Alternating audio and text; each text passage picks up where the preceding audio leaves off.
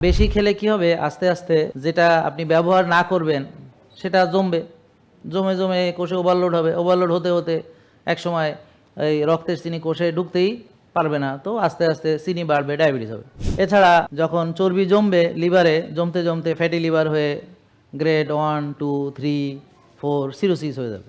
এই যে ব্যথা বেদনা কাদের হবে, মাজা ব্যথা গিরা ব্যথা কাদের হবে? যারা মাজার ব্যবহার করে না, গিরার ব্যবহার করে না, বা যাদের ওজন বেশি, বা যাদের ডায়াবেটিস বেশি, বা যাদের প্রেশার বেশি, যাদের রোদরে যায় না, ভিটামিন ডি কম, যাদের মনে করেন অনেক টেনশন দুশ্চিন্তা, আর খাবারগুলো এমন খাবার খায় যেই খাবার দিয়ে তার হাড় গঠিত হবে না, বরং হাড় ক্ষয় হবে। আসসালামু আলাইকুম, সবাই কেমন আছেন? আলহামদুলিল্লাহ। মহান রাব্বুল আলামিন তিনি আমাদেরকে সৃষ্টি করেছেন এবং তিনি এই পৃথিবীতে পাঠিয়েছেন এবং তার কাছে আমাদেরকে ফিরে যেতে হবে। তো আমরা এই পৃথিবীতে অবস্থান করব অল্প কিছু সময় এবং সেখান থেকে আমরা আবার বিদায় নিয়ে চলে যাব। তো আমরা এই পৃথিবীতে এসেছি, চলেও যাব। তো এটা আল্লাহ তাআলা খেলার ছলে আমাদেরকে সৃষ্টিও করেননি, তিনি খেলতামাশার জন্য আমাদেরকে পৃথিবীতে পাঠানো নেই। তো বর্তমানে মানুষ পৃথিবীর জীবনকে খেল তামাশা ভাবছে, খেলাধুলা নিয়ে মত্ত। এই আজকে বিশ্বকাপ, কালকে ক্রিকেট বিশ্বকাপ, খাওয়া দাওয়া, তারপরে ব্যবসা বাণিজ্য, টাকা পয়সা ইনকাম, দুনিয়ার খ্যাতি, দুনিয়ার নাম যশ সম্পদ, এগুলো নিয়ে তারা ব্যস্ত। তো এটা করতে গিয়ে তারা আবার তাদের মূল্যবান সম্পদ সুস্থতা সেটাকেও তারা নষ্ট করছে। যেমন তারা নিজের যত্ন না নিয়ে সে ধরেন টাকা কামাচ্ছে, ব্যবসা করে হোক, চাকরি করে হোক, যেভাবেই হোক, বা সন্তানকে মানুষ করছে। সন্তান মানুষের মতো মানুষ হচ্ছেও, কেউ হয়তো বুয়েটের শিক্ষক হচ্ছে, কেউ হয়তো সচিব হচ্ছে, কেউ হয়তো বিদেশ যাচ্ছে, প্রতিষ্ঠিত হচ্ছে, কিন্তু যেই মা তাদেরকে লালন পালন করে বড় করেছে সেই মা মরে পচে যাচ্ছে, তারা জানে না। তো আপনাদের এই অবস্থাই হবে, যারা নিজের স্বাস্থ্য নষ্ট করে সন্তান মানুষ করতেছেন। সন্তান বিরাট মানুষ হবে, কিন্তু এত ভালো মানুষ হবে যে মা বাবার খোঁজ নেবে না। তো মা এরকম পয়সাগুলি পড়ে থাকবে, পচে যাবে, কিন্তু কেউ জানতে পারবে না। তো যখন গন্ধ ছুটবে তখন হয়তো কেউ পুলিশে ফোন দিলে জানতে পারবে। এরকম আরও ঘটনা ঘটেছে যে নিজের কুকুর সে পালে এবং কুকুর আর সেই থাকে, আর কেউ নেই, পরে মারা গেছে, পরে অনেক দিন পরে কুকুর তার লাশ খাচ্ছে।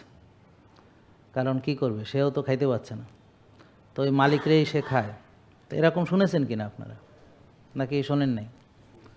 তো যারা আপনারা নিজের স্বাস্থ্য নষ্ট করে পরিবারের যত্ন নেন এবং এটা নিতে গিয়ে নিজেদের কোনো সময় থাকে না, তো আপনারা ব্যায়াম করবেন এই সময়ও থাকে না, রাত্রে ঘুমাবেন সেটাও থাকে না, তো নিজের যত্ন না নিয়ে তারা কেউ বাচ্চা কাচ্চাকে লালন পালন করছে, কেউ সন্তানের ভবিষ্যৎ চিন্তায় ব্যবসা বাণিজ্য করে টাকা পয়সা কামিয়ে সন্তানের ভবিষ্যৎ নিশ্চিত করছে।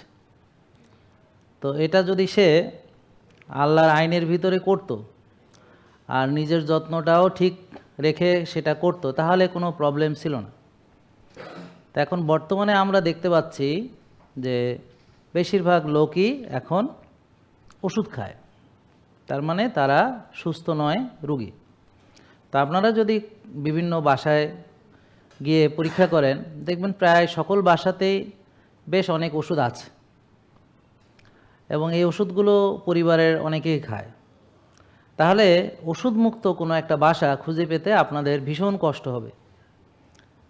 এখন কি দাঁড়ালো, তাহলে আমরা প্রায় সবাই রোগী, যেহেতু আমরা সবাই ওষুধ খাই। যেহেতু বাসায় ওষুধ আছে এবং আমাদের পরিবারের কেউ না কেউ এই ওষুধগুলো সেবন করে, তাহলে আমরা সুস্থ থাকলে সেটা করতাম না, সুস্থ থাকলে কেউই ওষুধ খেত না। তাহলে এখন কোন ফ্যামিলি আছে যেখানে ওষুধ নাই, বা কোন ফ্যামিলি আছে যেখানে সবাই সুস্থ? তো এরকম একটা পরিবার খুঁজে পেতে আপনাদের ভীষণ কষ্ট হবে, বিশেষ করে এই যারা শহরে আছে তাদের আরও কষ্ট হবে। গ্রামে হয়তো 2-4 জন বেঁচে যেতে পারে, কিন্তু শহরে সবারই একই অবস্থা। তার মানে হলো আপনারা যেভাবেই জীবনযাপন করছেন, অর্থাৎ খাওয়া দাওয়া, ঘুম এবং অন্যান্য বিষয়গুলো, তো আপনারা যে ভুলের ভিতরে আছেন এটা প্রমাণিত। কারণ আপনারা আলটিমেটলি সবাই একই রকম রেজাল্ট পেয়েছেন, যে সবাই রোগী হয়েছেন। অতএব আপনাদের যাপিত জীবন এটা সঠিক নয়, এটা বোঝার জন্যে এর বেশি আর কিছু আলোচনার দরকার নেই। যদি আপনাদের জীবনযাপন, খাবার এগুলো সঠিক হতো, তাহলে আপনাদেরকে এই দুর্দিন দেখতে হতো না। আপনারা ওষুধমুক্ত সুস্থ পরিবার হিসেবেই আপনারা বিরাজ করতেন সমাজে। কি কথা বোঝা গেল নাকি গেল না? এখন প্রশ্ন হলো, আপনি কেন নিজের যত্ন নিচ্ছেন না? উত্তরটা সহজ। মানুষ যখন সুস্থ থাকে তখন সে সুস্থতা নিয়ে ভাবে না, কারণ সে সুস্থ। যেমন আমরা বলি, দাঁত থাকতে বাঙালি দাঁতের মর্যাদা বোঝে না, দাঁত হারালে দাঁতের মর্যাদা বোঝে। তো ঠিক বাঙালি সুস্থ থাকতে সুস্থতার মর্যাদা বোঝে না, তারপরে অসুস্থ হয়ে সে আবার যায় ডাক্তার দেখাতে। তো ডাক্তার তাকে যেই পরামর্শগুলো দেয় সেটা মানে, কেউ কম মানে, বেশি মানে, বাট মানার চেষ্টা করে। তো এখন ওই ডাক্তাররা আবার রুগী পুষতে পছন্দ করে, কারণ তারা যদি এমন চিকিৎসা করে যে রুগী আর রুগীই থাকবে না, রুগীরা সবাই ওষুধ মুক্ত হয়ে যাবে, তখন সেটা তাদের ব্যবসার জন্য একদমই ভালো নয়। কারণ একটা লোক আসবে তার চেম্বারে একবার, আর জীবনে কোনো দিন আসবে না, এটা ব্যবসার জন্য ভালো না। কিন্তু সে যদি মাসে মাসে আসে, সারা জীবন আসে, আর সারা জীবন যদি ওষুধ খায়, তাহলে সেটা ব্যবসার জন্য ভালো। তো আপনারা রুগী হওয়ার পরে যাদের কাছে যাচ্ছেন, তারা অ্যাকচুয়ালি ওষুধ থেকে মুক্তি লাভের উপায় আপনাদেরকে জানাচ্ছেন না, এবং কিভাবে ওষুধ মুক্ত হবেন সেটাও তারা আলোচনা করছেন না। বরং তারা উল্টা বলতেছেন, ডায়াবেটিস জীবনেও ভালো হবে না, প্রেশার সারা জীবন ওষুধ খেতে হবে, ইত্যাদি ইত্যাদি। তো এই রোগগুলো যে কোনো দিন ভালো হবে না, সেই ব্যাপারে তারা গ্যারান্টি দিতেছেন। ডাক্তাররা খুব বলতে পছন্দ করেন, আপনার জীবনও ভালো হবেন না, আপনার এই রোগ কোনো দিন ভালো হবে না, সারা জীবন ওষুধ খেতে হবে। এটা বলতে তাদের খুব ভালো লাগে, কারণ এই কথাটা যদি আপনাদেরকে বিশ্বাস করানো যায়, তখন আপনারা কি করবেন? তাহলে আপনারা জানেন যে ডায়াবেটিস কোনো দিন ভালো হবে না, প্রেশার কোনো দিন ভালো হবে না, হার্টের সমস্যা হলে এতগুলো ওষুধ গিলতে হবে মরার আগ পর্যন্ত। তো এখন আমাদের আর কি করার আছে? আমাদের ভাগ্যে খারাপ, আমাদের জিন খারাপ, আমার বাপ মা আমারে খারাপ জিন দিছে, তো এই জিন নিয়ে আমার কি করতে হবে? সারা জীবন ওষুধ খেয়ে আমাকে যেতে হবে। তো এই বিশ্বাস যখন আপনাদের সবার ভিতরে চলে আসবে, তখন আপনারা আর ওষুধ থেকে মুক্তি লাভের উপায় খুঁজবেনও না, আর এটার জন্যে কোনো প্রচেষ্টা করবেনও না। আপনারা শুধু চেম্বারে যাবেন, ওষুধ খাবেন, পরীক্ষা করাবেন, আবার যাবেন, আবার ওষুধ খাবেন, দিন দিন ওষুধ বাড়বে, এভাবে ওষুধের সংখ্যা বাড়তে থাকবে, আপনার সমস্যা বাড়তে থাকবে, আপনি বড় রোগী হবেন।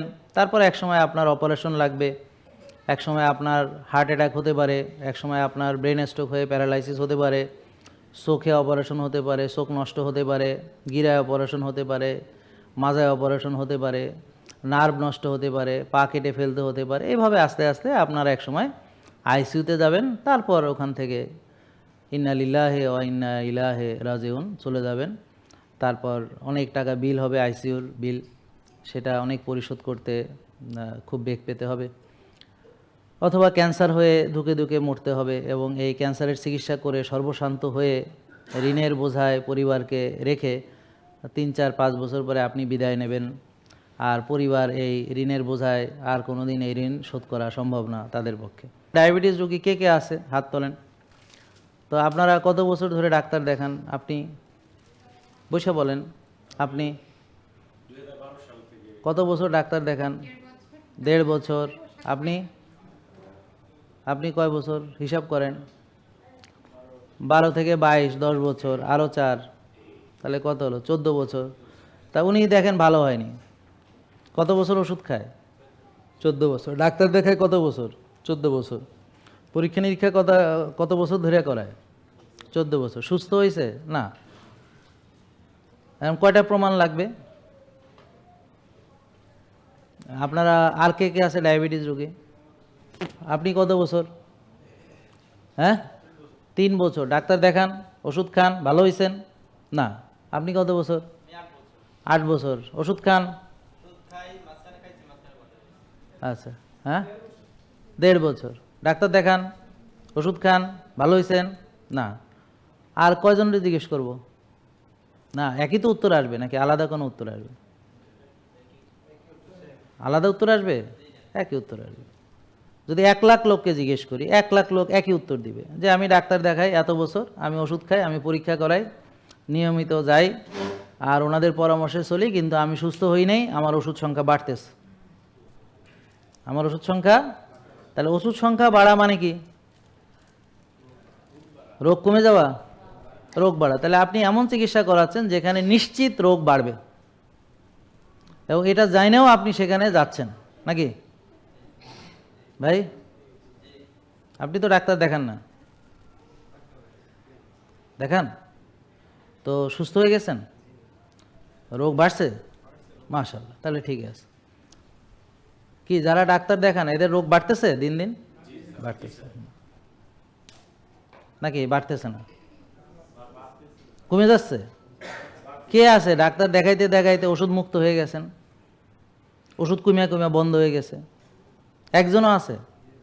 তো এখন আপনারা তাদের কাছে যান চিকিৎসার জন্যে, কেন যান সেটা আপনারা না ভালো জানেন, কিন্তু তাহলে আপনারা জেনে বুঝে যান যে এখানে গেলে কোনোদিন ভালো হবো না, তবুও যাব, এখানে গেলে ওষুধ বাড়বে, তবুও যাব, এখানে গেলে সারা জীবন ওষুধ খেতে হবে, তবুও যাব, এখানে গেলে রোগ বাড়বে ধীরে ধীরে, বেড়ে বেড়ে আমি অপারেশন, তবুও যাব। ঠিক, তাহলে আপনারা জেনে বুঝেই যান নাকি?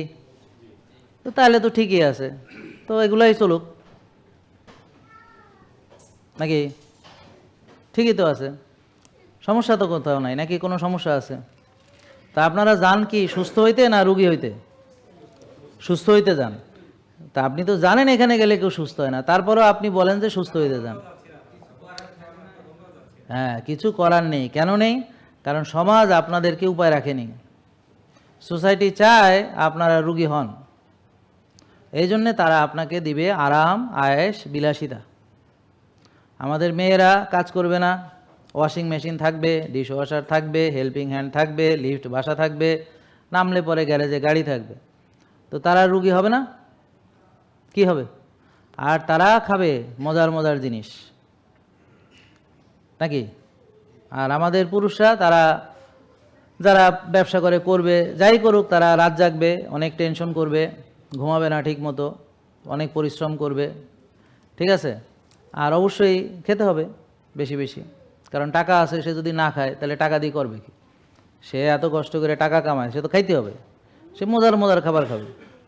আর সে যেহেতু টাকা পয়সা আছে, তাহলে সে তো আর কায়িক শ্রম করার দরকার নেই, অতএব তার কায়িক শ্রম তো দরকার নেই, সে আরাম, আয়েশ, বিলাসিতা খুঁজবে, সে দামি গাড়িতে চড়বে, লিফটওয়ালা বাসায় থাকবে, হ্যাঁ, তার চাকর বাকর থাকবে, তারা কাজ করবে, সে বিলাসিতা করবে, সে হুকুম চালাবে নাকি? তাহলে এখন শরীরকে ব্যবহার না করলে শরীর কি ভালো থাকবে? থাকবে না তো। আর বেশি খেলে কি হবে? আস্তে আস্তে ওই যেটা আপনি ব্যবহার না করবেন সেটা জমবে, জমে জমে কোষে ওভারলোড হবে, ওভারলোড হতে হতে একসময় এই রক্তের চিনি কোষে ঢুকতেই পারবে না, তো আস্তে আস্তে চিনি বাড়বে, ডায়াবেটিস হবে। এছাড়া ওই যখন চর্বি জমবে লিভারে, জমতে জমতে ফ্যাটি লিভার হয়ে গ্রেড 1, 2, 3, 4 সিরোসিস হয়ে যাবে। এভাবে ধরেন রক্তনালীতে এরকম অ্যাথেরোস্ক্লেরোসিস, হ্যাঁ, হতে হতে ব্লক হয়ে হার্ট অ্যাটাক হয়ে বা ব্রেন স্ট্রোক করে প্যারালাইসিস হয়ে যেতে পারে। তাহলে এভাবে হাড় ক্ষয় হতে পারে, এভাবে ব্যথা বেদনা হতে পারে, এভাবে ঘুম নষ্ট হতে পারে, টেনশন হতে পারে, পেটের সমস্যা হতে পারে, আইবিএস হতে পারে, এরকম 60-70 রকমের রোগ হতে পারে। এই যে ব্যথা বেদনা কাদের হবে? মাজা ব্যথা, গিরা ব্যথা কাদের হবে? যারা মাজার ব্যবহার করে না, গিরার ব্যবহার করে না, বা যাদের ওজন বেশি, বা যাদের ডায়াবেটিস বেশি, বা যাদের প্রেশার বেশি, ঠিক নাকি? যাদের রোদরে যায় না, ভিটামিন ডি কম, হ্যাঁ, যাদের মনে করেন অনেক টেনশন, দুশ্চিন্তা, আর খাবারগুলো এমন খাবার খায় যেই খাবার দিয়ে তার হাড় গঠিত হবে না, বরং হাড় ক্ষয় হবে। আবার বলবে যে বয়সকালে তো ক্ষয় হবেই। এখন তাহলে আগেও যে মানুষ 60, 70, 80 বছর পর্যন্ত জমিতে কাজ করছে, এখন তো হাড় ক্ষয় হয় নাই ওইভাবে। তো তারা কেমনে করছে? আর আপনাদের কেন অল্প বয়সে হাড় ক্ষয় হয়ে যাচ্ছে, ডিস্ক প্রলাপস হয়ে যাচ্ছে, গিরা নষ্ট হচ্ছে, মাজা নষ্ট হচ্ছে? তার কারণ হলো আমরা যে খাবার খাই সেটা দিয়ে সঠিকভাবে হাড় তো গঠিত হয়ই না, বরং হাড় উল্টা ক্ষয় হয়। হাড় তো ভালো থাকেই না, উল্টা প্রদাহ হয়, মরিচা পড়ে, জং ধরে, নাকি? যেমন ধরেন আমি এই হাতটা ঘুরাই না, তা না ঘুরাইতে ঘুরাইতে একসময় কী হবে, এই জয়েন্টটা আর ঘুরবে না, মরিচা পড়ে যাবে। তো এটাকে বলো অস্টিও আর্থাইটিস, অস্টিওপোরোসিস ইত্যাদি। বুঝতে পারছেন? তাইলে আমরা যে ঘুরাই না, এটা একটা সমস্যা। আবার ওই যে আমার ক্যালসিয়ামযুক্ত খাবার যেগুলো খাওয়া দরকার, বা ভিটামিন ডি যেভাবে পাওয়া দরকার, তো আমার যদি এগুলো সমস্যা থাকে, এছাড়াও যদি ওজন বেশি থাকে, তাহলে তো আমার মাজা ব্যথা হতেই পারে, ঠিক কিনা? তাহলে ব্যথা বেদনা কাদের হয়? যারা শরীরের ব্যবহার করে না, তাদের একটা সময় ব্যথা বেদনা এমন হবে, ধরেন এখন সে ব্যায়াম করে না, কেন করে না? কেন করে না? ব্যায়াম করে না কারণ হলো কষ্ট লাগবে। ওষুধের পার্শ্ব প্রতিক্রিয়া আছে কিনা বলেন? কারণ সে ওষুধ খেয়ে ঘুমায়, হ্যার বুক ধরফড়ানি, হেটার ওষুধ খায়, হ্যার কলজা কাঁপানি, হেটার ওষুধ খায়, হ্যার টেনশন, হেটার ওষুধ খায়। হ্যাঁ, বুঝতে পারছেন? সে সব খালি ওষুধ দিয়ে সমাধান করে। এর মাথা ব্যথার ওষুধ খায়, এর গিরা ব্যথার ওষুধ খায়, এর মাজা ব্যথার ওষুধ খায়, বুঝতে পারছেন? এর মন খারাপ, তার ওষুধ আছে, বুক ধরফড়ানির ওষুধ আছে, কলজা কাঁপানির ওষুধ আছে, ঘুম হয় না এটার ওষুধ আছে, হ্যাঁ, চিনি বাড়ছে এটার ওষুধ আছে, প্রেশার বাড়ছে এটার ওষুধ আছে, ফ্যাটি লিভার ওষুধ, সব কিছুর নাকি ওষুধ আছে। তাই যে এত যে ওষুধ খাইতেছে, একটা লোকও যে ভালো হয় নাই সেইটা দেখে না, চোখে দেখে না। এটা সে একজনও যে ভালো হয় নাই সেটা চোখে দেখে না। তাহলে আপনারা কি ডাক্তারের কাছে সুস্থ হইতে যান না রুগী হইতে যান? তা একজনও সুস্থ হয় নাই, তারপরও যাইনি আবার যাইতে আছেন, তাহলে কি আপনি কি সুস্থ হইতে যাইতেছেন? আপনি যেখানে যাচ্ছেন খোঁজ নেন যে ওনাকে যে কয়জন রুগী দেখাইছে, কয়টা রুগী ভালো হয়ে ওষুধ মুক্ত হয়েছে। তো দেখবেন একজনও ভালো হয়নি, ওষুধ মুক্ত হয়নি। তো যারা অনেক দিন ধরে দেখাচ্ছে তাদের ওষুধ বাড়ছে। যে আপনি কয় বছর দেখান? আমি 10 বছর। কয়টা ওষুধ? 60টা। আপনি কয় বছর? আমি 15 বছর। ওষুধ কয়টা? 10টা। নাকি ভাই? তা আপনি ওখানেই যাচ্ছেন, তাহলে আপনি 15 বছর পরে আপনার ওষুধ কয়টা হবে? 12টা। নাকি? দেখেন বোঝেন কিনা আমার কথা? তাহলে আপনি তো জেনে বুঝে গেছেন, যেখানে গেলে এটা রেখে দেন। এই বুঝতে পারছেন? আপনি জেনে বুঝে যাচ্ছেন না। তাহলে আপনারা কি সুস্থ হইতে যান ডাক্তারের কাছে? বলেন না। কি জন্য যান? আরও ওষুধ খাইতে, আরও বড় রুগী হইতে। তা আপনারা জেনে বুঝে যান। আর যদি বলেন যে না আমার এত জ্ঞান নেই, তাহলে তো বলবো ভাই আপনি তো তাহলে মহাপণ্ডিত হয়ে গেলেন, এখানে আইসা খাইয়া দিয়ে মরবেন, জম্মের খাওয়া খাইবেন, এদিকে মহাপণ্ডিত, এদিকে আমার ভুল ধরেন। হ্যাঁ, আপনি তো নিজেই দেখা গেল এখন বলতেছেন আপনি তো মহামূর্খ। আপনি নিজেই বললেন যে না আমি তো মহামূর্খ, যে আমি তো বুঝিই নাই যে আমি কেন গেছি ডাক্তারের কাছে। আমি তো ভাবছি সুস্থ হইতে গেছি, তো একজনও সুস্থ হয় না, তারপর আমি গেছি সুস্থ হওয়ার জন্য। তো ভাই এটা কি জানতেন না আপনারা নাকি? জেকে লাইফস্টাইল, ওষুধ মুক্ত সুস্থ জীবন।